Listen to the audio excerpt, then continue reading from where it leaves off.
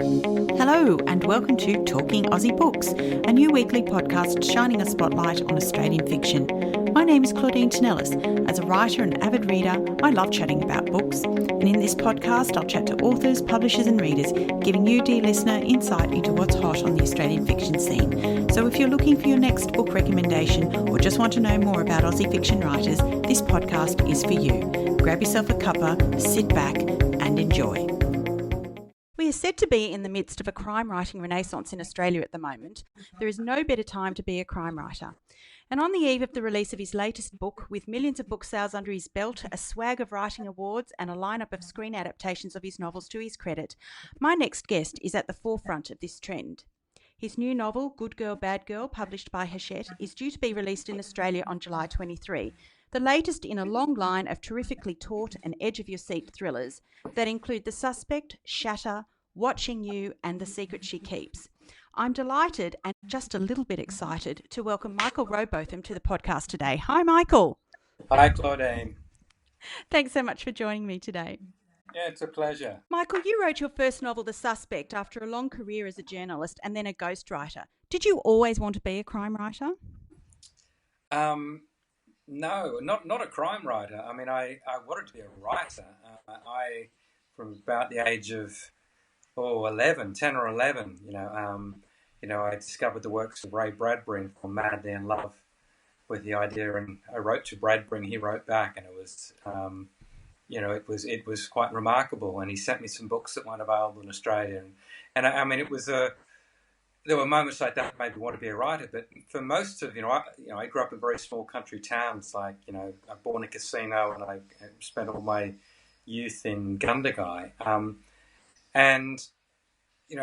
felt as though, I wanted to be a writer and if I was going to be a writer, this is the sort of what young people do and the egos that we have, I dreamed of winning the Nobel Prize, I didn't ever imagine I was going to write crime novels. I was just going to write novels, and I became almost an accidental crime writer. I didn't realise the first novel I wrote, The Suspect, I didn't realise it was a crime novel because it sold on only 117 pages. What is it, do you think, about crime as a genre that makes it as popular as it is today? I think it goes back to a simple love of story and storytelling. I mean, we've been, long before we had an alphabet and a language, oral storytelling tradition saw us, passing on stories around campfires and caves and making each other scared, making each other excited, telling great adventure stories. I mean, the sort of stories that would have people leaning closer to the storyteller, hanging on every word. And I mean, that's the nature of crime stories, really. I mean, the nature of great literature is often very introspective. I'm not casting aspersions. There are great novels that will change your life, but some of them, involve enormous introspection and navel gazing, whereas most crime novels are suspenseful, and they have a plot, they have a villain, they have a hero, and that classic sort of tradition of the three-part, the three-act sort of story, and all the ingredients that go into wonderful storytelling. And I guess the other factor that makes it work is that even though we're lucky enough to live in one of the safest, most prosperous countries in the world, and we are, even though all of us have been touched by crime at some point in our lives, we are relatively safe. And yet we also are aware of the fact that in real life, people get away with terrible crimes. There are crimes that are often never solved. There are crimes where we know who did it, but they never get brought to justice. Whereas the one comforting factor in most of the crime fiction, almost all of the crime fiction we read, is that justice is done, and there is an ending that we can live with. There is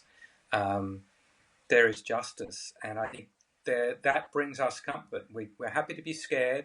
We're happy to sit on the edge of our seat. We're happy to check the doors and windows are locked when we're reading, as long as at the end of the day, the bad guy gets his comeuppance. Indeed.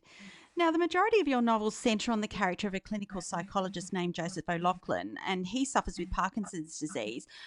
I wanted to know where you got your inspiration for this character from. I never intended to write a series. I mean, I guess, having dreamed of being a writer since I was 11, and having had a successful career as a journalist and then as a ghostwriter, I was earning a very good living as a ghostwriter. And when I sat down to write that first novel, I wanted to write a standalone. I imagined that, if I was lucky, it would get published and it would sell 8 copies and my mother would buy 6 of them. And the idea that, I would be embarking on this long career, I mean, that was fantasy territory. So Joe O'Loughlin was never supposed to go beyond one book, and if I had great intentions of making him into a long-running character, why on earth would I give him Parkinson's? I mean, that would be insane.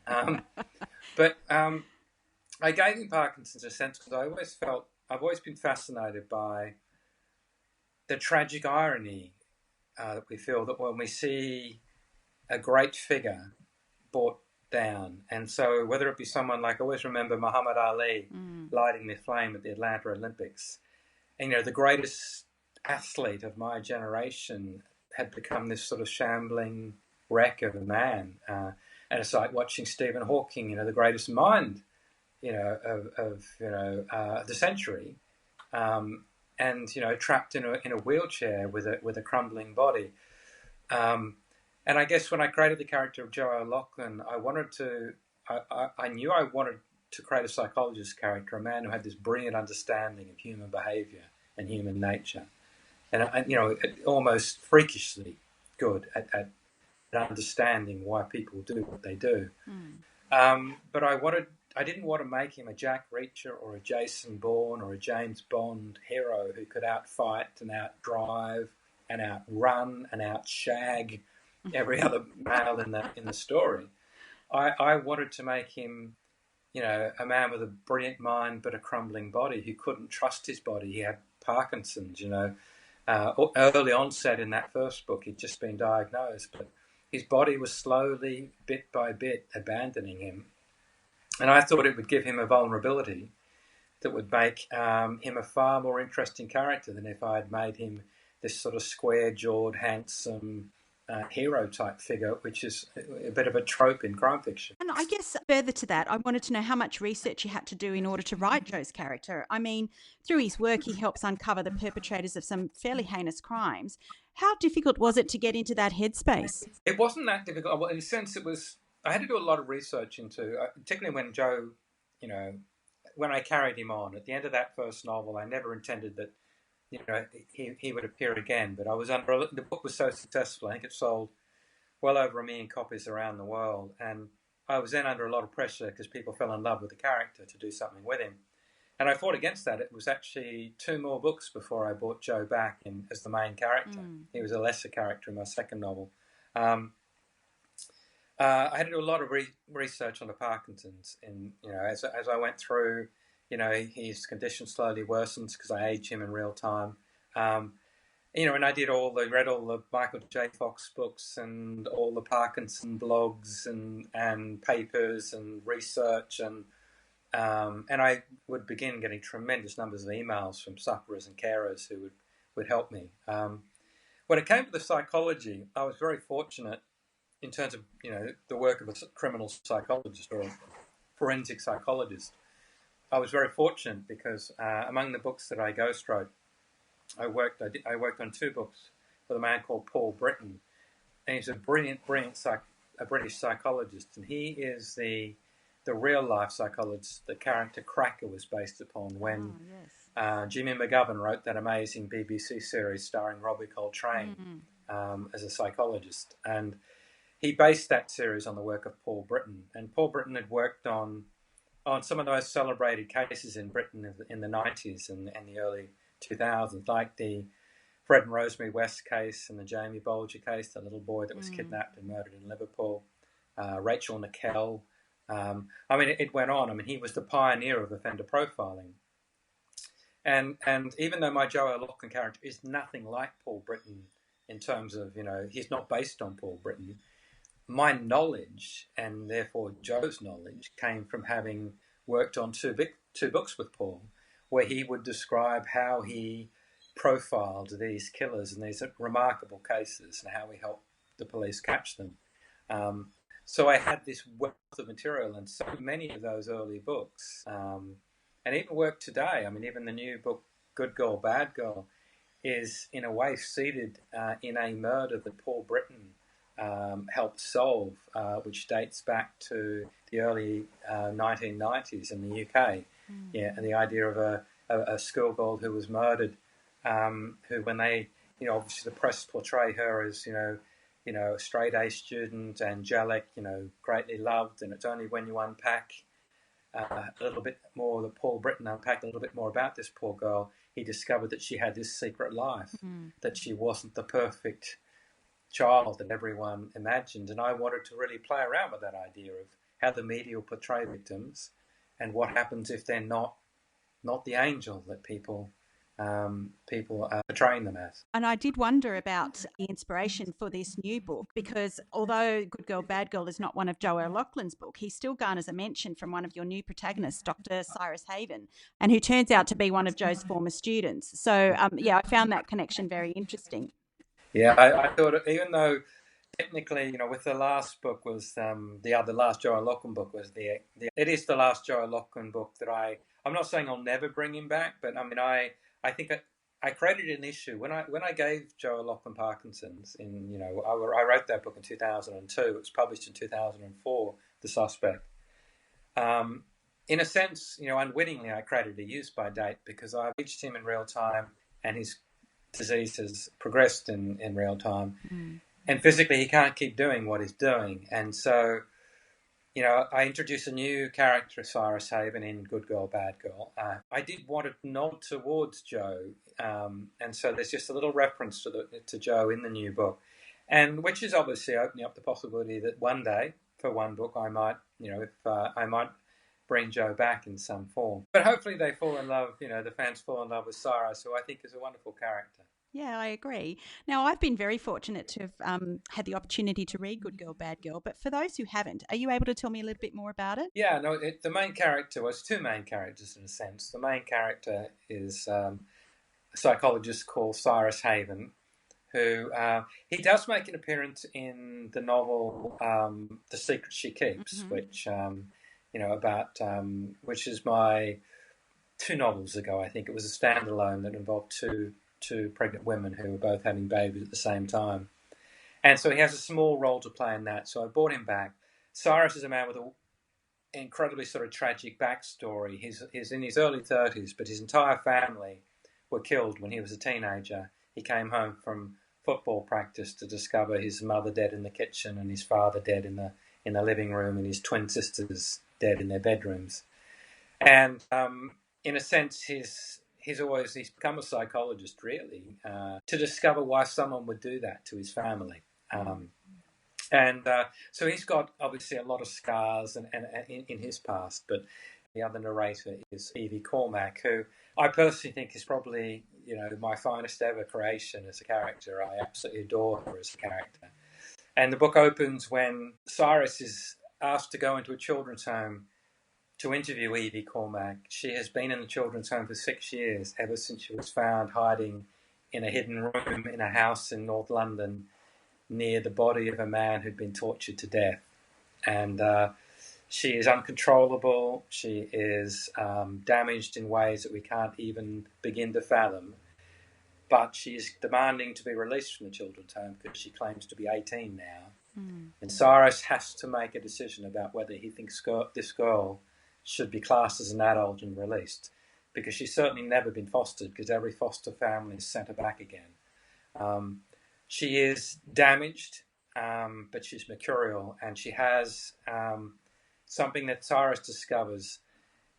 Some might call it a gift, she calls it a curse. She can tell when someone is lying, which makes her a very valuable person, and also it makes her a very dangerous person to be around. Now, I loved this book, and I've read quite a few of yours, and I sensed that with this one, you're not quite finished with Cyrus and Evie. Oh, no. So, I mean, you kind of leave us on a cliffhanger there, and it leads me to ask the question, you intend to write a sequel to this? Oh, yeah, this is the start of a new series. Okay. So Good Girl, Bad Girl is the start. I'm not saying, I don't know how long it will be.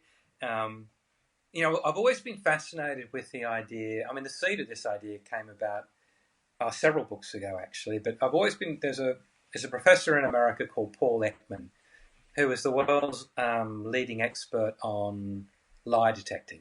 Mm-hmm. And there was a show on TV called Lie to Me several years ago with starring Tim Roth, based on the work of Paul Ekman. This idea that certain people have the ability to pick up on micro expressions and can tell when someone is lying.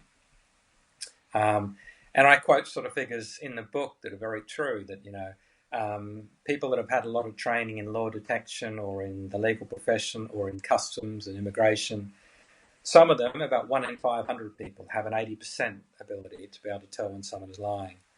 But every so often someone emerges, and this is Evie Cormack, who has a much freakish ability. And it's amazing how often that person has suffered enormous abuse, and they therefore have grown up in some sort of dysfunctional environment where they have had to learn whether someone is going to hug them or hit them in a split second. And that's the only way that they've survived. And Evie Cormack has that sort of ability. And so I do intend to carry her on, because in this book you learn a lot about Evie, but you don't learn the final reason as to why she was in that secret room. That you have to wait until the next book for, the one I'm writing now. I think there's a lot. I mean, I couldn't have told the whole story in a single book. The book would have been too big to go on. But I think it does end on a satisfying note, good girl, bad girl. But there is a sequel coming. How many, as I said, I don't know, because there's obviously a limit. I mean, I think the one advantage, I've always wanted to work with a character like Evie, create a character like her. But the only reason she works is because she is so damaged and therefore so uncontrollable. Because if you think about it, any crime writer that establishes or creates a character who can tell when someone is lying is about to write the shortest crime book ever written. If Evie Cormack were a detective or a police officer or whatever, she would be able to walk into the murder scene and probably work out within the first 10 minutes who did it. Yeah. And that would be a very short crime novel. So the only way to make a story or a character like Evie work is to have her, not only is she uncontrollable, but she is a compulsive liar. So not only can she tell when someone else is lying, she can't lie straight in bed, which means even when she is telling the truth, no one wants to believe her. And so it's sort of that fascinating sort of conundrum. But I think she's, I honestly completely in love with her as a character. Yeah, she is fascinating. And so I wanted to ask you then, as someone who is drawn naturally to writing in the first person, that's how I normally write, I was interested to flick back through a few of your novels on my bookshelf and find that you often write in the first person, and that this latest book is no different. But like your 2017 novel, The Secret She Keeps, you've written this one from 2 points of view, as you've mentioned, Cyrus Haven and Evie Cormack. Can you give me some insight into why you use the first person as part of your writer's tool belt? There's only 2 or maybe 3 books where I haven't gone for. I think this is my 14th novel. I think there's only 3 when I haven't written in the first person. And even in the books where I've written in the third person, I've often had a voice, at least one voice in the first person. And I mean, it's not an easy thing to do as when you're writing a crime novel, because it means everything has to happen within the hearing or within sight of your main character. You can't suddenly spring a meeting 50 miles away where the bad guys are talking in a secret bunker. It's a plotting nightmare. But I find the first person, particularly given that as a ghostwriter, I wrote 15 autobiographies for well-known people, obviously all written in the first person, all capturing their voice. So before I ever sat down to write a novel, I had written 15 first-person stories where I tried to capture someone's voice perfectly, and I tried to show their character arc and tell a compelling story, through their words and through their eyes. And so when I sat down to write my first novel, it was really natural for me to go for the first-person voice, because it's what I was so used to doing. When I delved into writing third person with books like The Wreckage and Life and Death, that was where I thought, can I even do it? Do I know how to do it? I'm so welded into first person. Can I change? And I think the other thing I did, which is again not usual is to write, and some, I know some readers hate first person present, but to write first person present is what I commonly do as well, which I think creates enormous immediacy. When my hero is literally clinging to a cliff top, and you're clinging there with him because it's happening in real time. He's not writing this long after it's finished, so you're not sitting there going, "Well, he must have survived."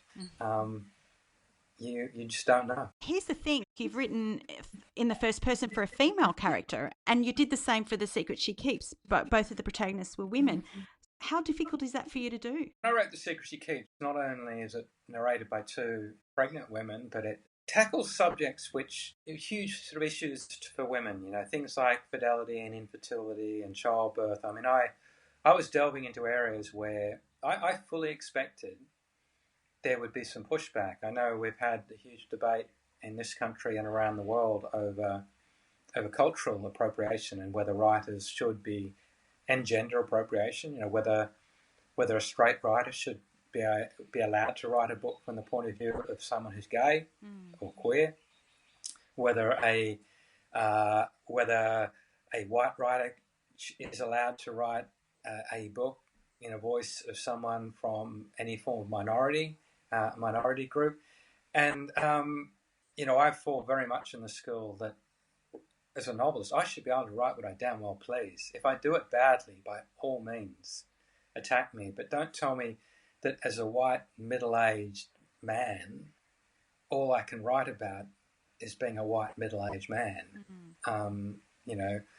Literally, I mean, write what I know. And then other people say, well, not only that, I've got to write what I know, which is, what white middle-aged man growing up on Sydney's northern beaches.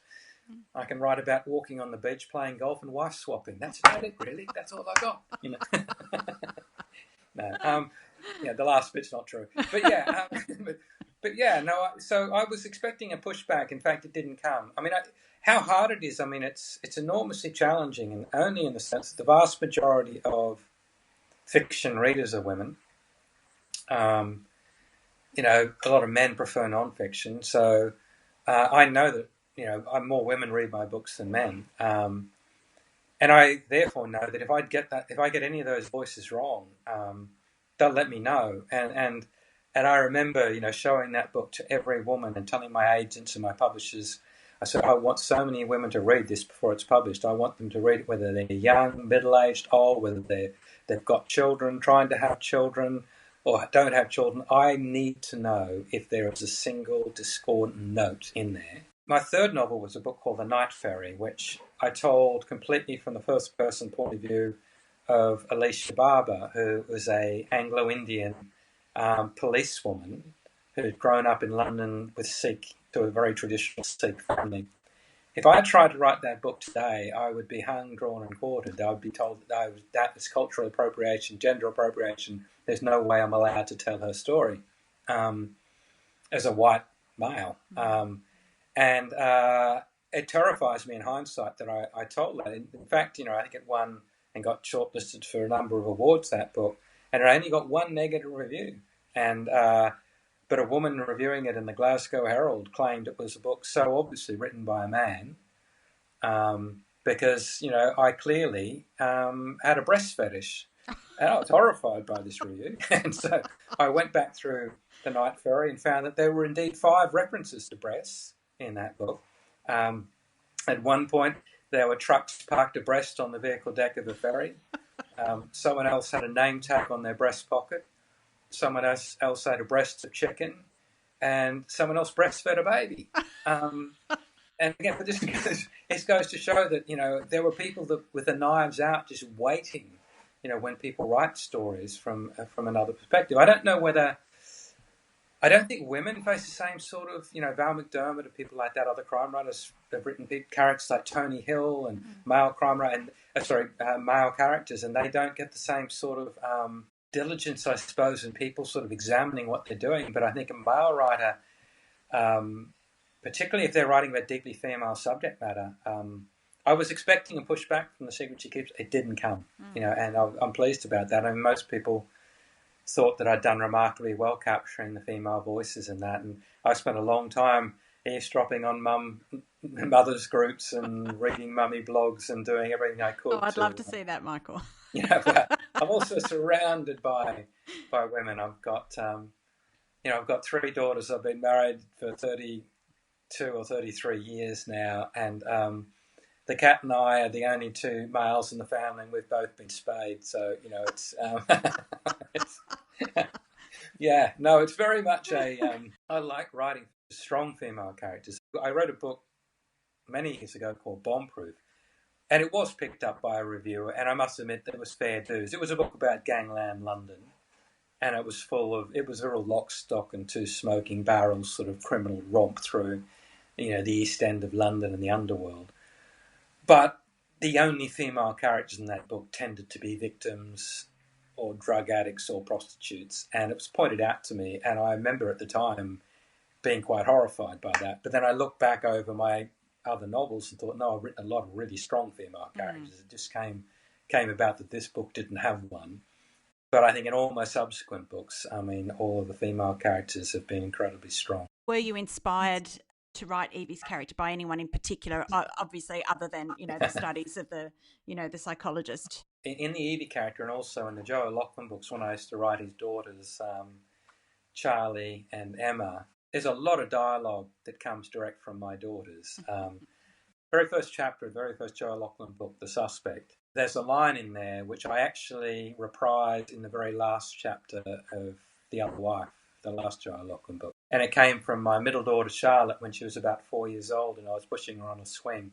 You've got to remember she's now 22. And she said, Daddy, do you know, if you close your eyes and shut them really tightly and open them again, it can be a brand new world. And I thought, out of the mouths of babes, that is the most beautiful line. And so, and I've used stuff in Evie Cormack. There's sort of lines that I use that Evie, that have come from my daughters. I think it was in a book called Bleed For Me. I used a conversation I had with my eldest daughter, who then, I can't remember, must have been sort of 16 or something like that. But it was all to do with something had come up about a girl at her school falling pregnant. And so I asked Father, I'm thinking, asked her whether she was a virgin or not. And, whether she'd had sex. And she just looked at me and she said, Dad, there are 2 answers I can give to that. I could say yes or no. And if I lied to you, I'd disappoint you. But then also sometimes one of those answers, if I told you the truth, I'd disappoint you. So I figured there's no right or wrong answer, so I'm going to plead the 5th. Clever girl. And I remember she walked away and I'm thinking, I love that logic, but I don't know. I don't know whether she has or hasn't had sex yet. But no, she did it much better than I've just told you. But I remember at the time thinking, that is amazing. And so I used that in Bleed For Me. I remember having had the pleasure of meeting you at a lunch some years ago now when you were touring for Life or Death, and you described being inspired to write that story after reading an article about a man who escaped from prison the day before he was due to be released. And asking yourself why a person would do that became the central premise of that novel. So I wanted to ask you, is that how ideas for stories generally come to you, that what-if moment?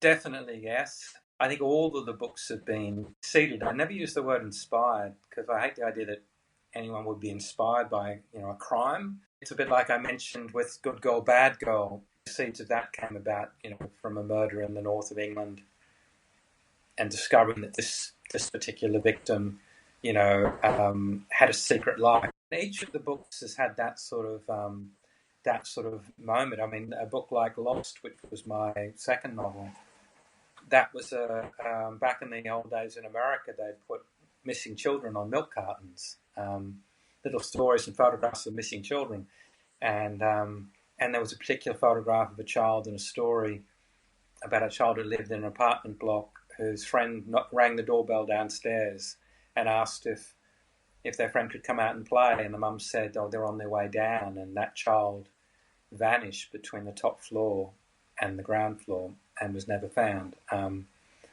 see, that intrigued me, how someone could disappear in an apartment block, and so that became the seeds of another. And as you mentioned with Life or Death, it was I can remember, it was March the 20th, 1985, 2 paragraphs in the Sydney Morning Herald about a man who escaped from Long Bay Jail the day before he was due to be released, a 2 times convicted killer who'd served close to 30 years in prison. And I remember being intrigued by that, and I cut out that paragraph, and it took me probably 10, 15 years to think of a reason, and then it took me another 10 years to think, am I a good enough writer to pull that off, before I felt as though I was a good enough writer to tackle the story. Now, Michael, your books are full of police procedure detailing investigations of crimes. Do you work with police to get those details accurate? Not really. It's funny. One of the reasons, there is police procedure in them, but I avoid writing police procedure. So I very rarely have a policeman as a main character, because, or someone that's still within the police force, because you're so limited by the protocols now. In the UK, it's called PACE, the Police and Criminal Evidence Act. How long you can hold someone, how long you interview them, how many people have to be in the room. There's so many limitations and restrictions that I find police procedurals really restricting. But most of my knowledge of the way investigations work comes from the fact that as a young journalist, I began my police career working for afternoon newspapers in Sydney, a paper called The Sun. And the bread and butter of afternoon newspapers back in those days, Sydney had The Sun and The Mirror, who, Murdoch used to say were the 2 most competitive newspapers anywhere in the world. But the bread and butter of those papers were crime stories and court reports. And so the crime department, in the paper was the big department. And I worked the crime beat for, I worked midnight to dawn shift for 8 months. I worked the crime beat for a number of years, where you were pretty much ambulance chasing and fire engine chasing and monitoring police and radios and ambulance and fire radios and hearing of events and getting there sometimes before the emergency services got there, because we were eavesdropping on their radio frequencies. Which was allowed, not entirely legal, but they knew we were doing it. But my knowledge of the way investigations work pretty much dates back to those times, and I've just really had to stay on top of the law and the technology side of things, really, the forensic side of things. But because I mainly feature the psychological side of things, I try not to get too bound up in those procedures. But I do have a lovely, friendly pathologist who I can ring up and ask about all things to do with forensics, which is really helpful. I just wanted to go back to some of the comments that you made about Evie, the fact that she is a highly damaged character. Both Cyrus and Evie are connected by an experience of childhood trauma. That's their common denominator, though different events give rise to that trauma. And so we can't help but think that, they're both scarred and it explains their idiosyncrasies, I guess, in some way. But something Evie says in the book that makes me think a little bit about her experiences. And she says, and I'm paraphrasing slightly, she says, maybe I don't need to relieve my past or to explore my feelings. I don't need to be fixed because I'm not broken. So I wanted to ask you, do you think it's possible for someone like Evie to escape trauma in the way that she thinks she has? One of the things that Paul Britton always told me is one of the great problems with modern psychology at times and therapy is, a bad therapist or a bad psychologist will unpack someone's, psyche to such a degree that will leave them exposed. Because we have natural defenses. When people say to lock something, this idea that we have to talk everything through, that it has to be given air, is rubbish. There are some things that we should lock away in a box and bury so deeply. And if we can do that successfully, live quite comfortably and successful lives, the idea of having to relive trauma to get rid of it, that's not a cure-all or a fix for all people. And, good psychology is one that actually identifies a problem where someone's not coping with the world and does just enough to help them cope with the world. And that isn't about unpacking them entirely and putting them back together again, because we are such complicated beings. The chance of you getting that right is minimal. And I guess I'm also aware of the grief industry that we now have. That every time there's a bank robbery or any form of that suddenly these teams of therapists and psychologists go in and they tell people it's okay to be traumatized.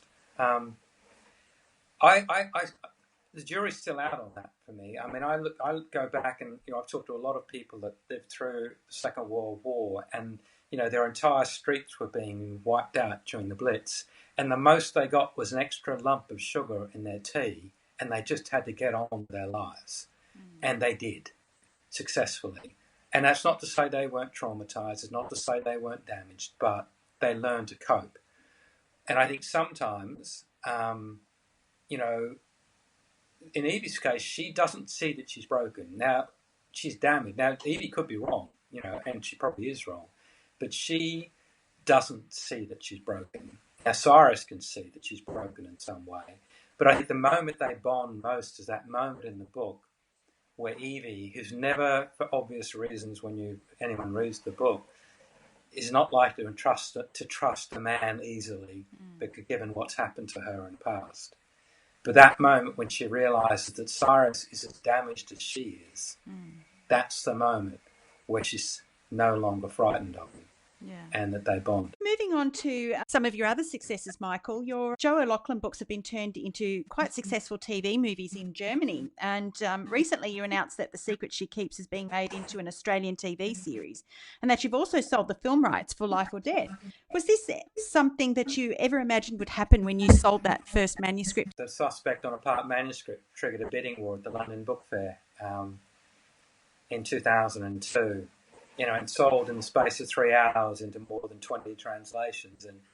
And the film rights for that, TV rights, film rights, were bought by the BBC pretty much from day one, and they wanted to make it into a cracker, a series much like Cracker, which never sort of got off the ground. And there have been countless attempts made to do the Joe O'Loughlin series, and I've literally, as of yesterday, just signed a new deal with World Productions in the UK, who they're the UK outfit that were behind the brilliant Bodyguard series and Line of Duty, both of which are wonderful UK police series. And they're going to make another attempt to get the Joe O'Loughlin thing. So it was one of these very early on. I guess I held dreams. What's happened since that time? It's odd. When you sold the option really early, you just imagine it's going to be made. But I go back to one of the first ghostwritten books I did was for a woman called Margaret Humphreys, who was the Nottingham social worker who uncovered the child migrant scandal.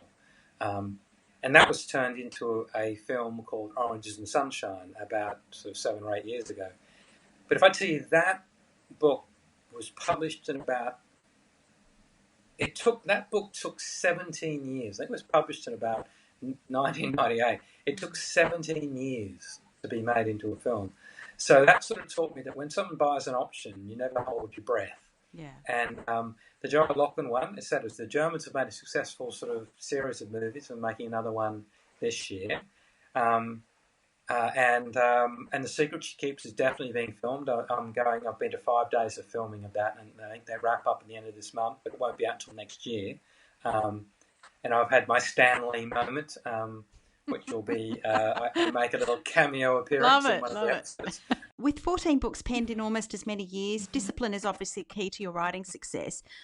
But I wondered if you had any pearls of wisdom for the many aspiring or emerging writers who listen to this podcast. One is to write and to write and to write, and when you're completely fed up with writing, then to keep writing. But the main one is keep finding time to write. I am incredibly fortunate to be able to do this for a living and to write full time. And I am disciplined, but when people say, well, how do you manage to do a book a year? And you think, well, it's all I have to do.